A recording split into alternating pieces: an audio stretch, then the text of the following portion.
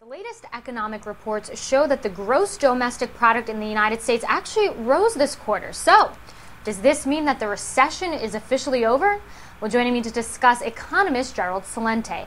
Mr. Celente, thank you so much for speaking with me. So, we get this report that says that the GDP actually rose, but at the same time, you have unemployment at a 26-year high. So, how do we make sense of all of this? Well, look what's behind the rise in the GDP. It's the stimulus program. They're dumping money into the system, and it's showing up. Look, for example, at auto sales. Remember the cash bunkers program? Whereby they gave people up to $4,000, $4,500 to buy a new car. Well, that accounts for 1.7% of the GDP rise. So this money is just the money that the government is printing up to temporarily stimulate the economy. Once the stimulus runs off, the economy continues to go down. It's as simple as that. Everyone that doesn't have something vested into this, like the stockbrokers, those experts that are shilling for their companies, knows the reality. We have nothing to sell here. We're just looking at the data for what it is.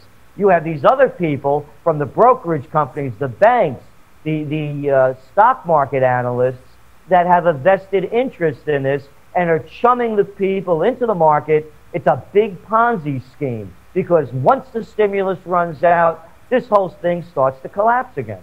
You know, another term that's thrown around quite often, jobless recovery. Now, correct me if I'm wrong, but usually the economy is driven by consumers. If you have people who are out of work, who even the people who have a job that feel kind of secure, they still have a little bit of fear. What if? So help me understand this contradiction. How can you have a recovery that's essentially jobless in this case? Well, as I say, that's like being almost pregnant. You can't. 72% of our GDP is consumer-based. You have to produce more than you consume. So the whole concept, in theory, of freeing up lending so that banks could put out that money out there and people could borrow and rejuice the economy, it's fiction. It's all being generated by stimulus.